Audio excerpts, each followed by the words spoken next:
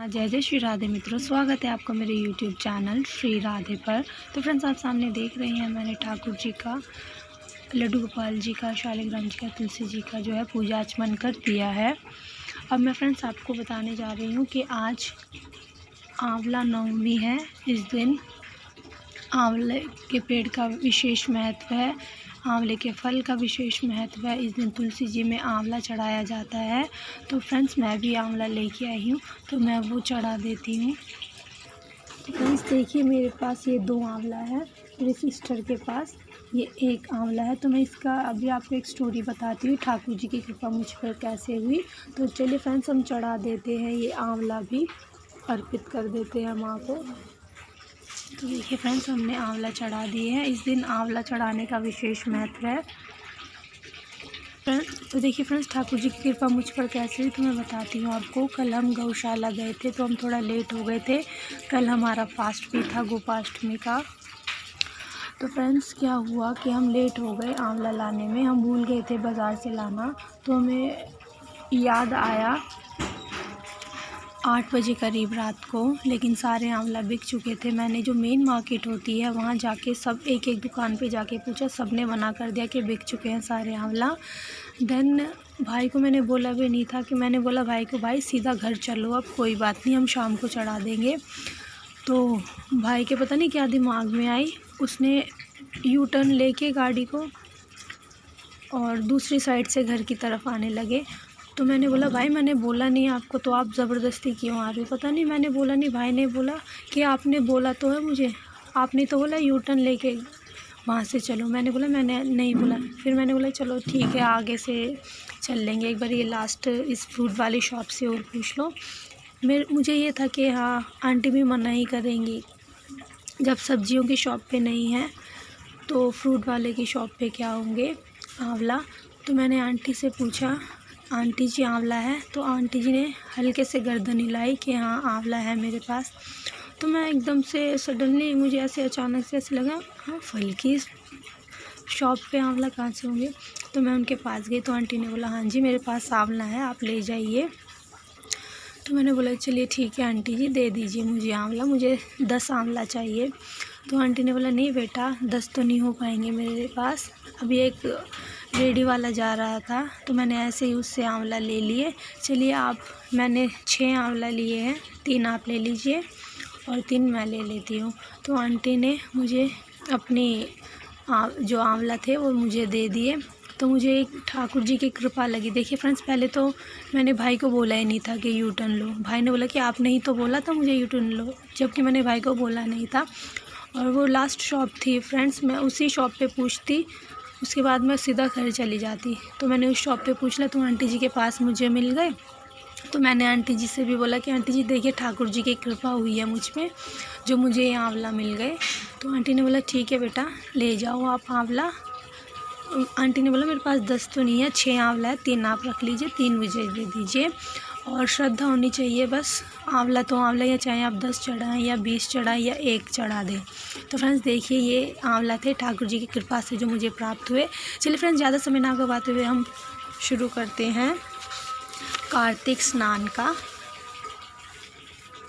24वां अध्याय।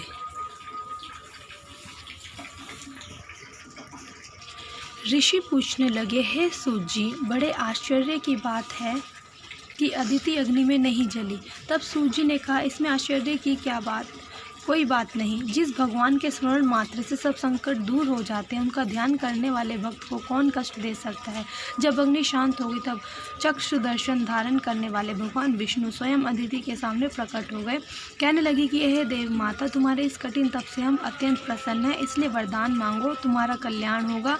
तब अदिति ने हाथ जोड़कर भगवान की स्तुति की, हे भगवान, जिनके स्मरण मात्र से सब कलेश नाश हो जाते हैं, जिनके चरण कमलों की सेवा करके भक्त लोग परम सिद्धि को प्राप्त हो जाते हैं, यज्ञ में स्थित यज्ञ के प्रबोधकर्ता, जिनकी माया को ब्रह्मादिक देवता भी नहीं जान सकते, जिनके मन से सूर्य चंद्र, मुख से ब्राह्मण, भुजाओं से क्षत्रिय, जंघा से वैश्य तथा पैरों से शूद्र उत्पन्न हुए हैं, ऐसे भगवान को नमस्कार है। भगवान देवता, नदी, समुद्र आप ही हैं, अतएव आप मेरे पुत्रों की रक्षा कीजिए। हे भगवान, आप अंतर्यामी हैं, सभी कुछ जानते हैं, अतः मेरे पुत्रों को अकंटक राज्य दीजिए। अदिति के ऐसे प्रेम भरे वचनों को सुनकर भगवान कहने लगे कि हे देव माता, हम ही तुम्हारे यहाँ जन्म लेकर तुम्हारे पुत्रों की रक्षा करेंगे। तब अदिति कहने लगी कि भगवान को जो संपूर्ण सृष्टि को धारण करने वाले हैं, जिनके रोम रोम में ब्रह्मांड समाया हुआ है, उनको मैं कैसे धारण कर सकूंगी। भगवान कहने लगे, हे अदिति, माता पिता गुरु अतिथि तथा ब्राह्मणों की जो सेवा करते हैं वह सदैव मुझको धारण करते हैं। तुलसी और गौ की रक्षा करने वाला भी मुझको धारण करता है, अतः मैं तुम्हारा पुत्र होकर शत्रुकुल का नाश करूँगा। यह कह और अपने कंठ की माला लेकर भगवान अंतर्ध्यान हो गए। इसके पश्चात दक्ष की कन्या अर्थात देव माता अदिति को नमस्कार करके अपने आश्रम को चले गए। स्वयं समय पाकर अदिति ने शंख चक्र गदा पद्म तथा कमंडल धारण किए हुए हजारों सूर्य के समान तेज वाले कमल नयन पीताम्बरी धारी मुनियों द्वारा स्तुति किए हुए दैत्यों के नाशकर्ता भक्तों के प्रिय वामन भगवान को पुत्र रूप में देखा। तब कश्यप आदि ऋषि भगवान की स्तुति करने लगे। जो कोई वामन भगवान के स्त्रोत का नित्य पाठ करता है वह सदैव निरोगी रहकर सर्व संपदा प्राप्त करता है।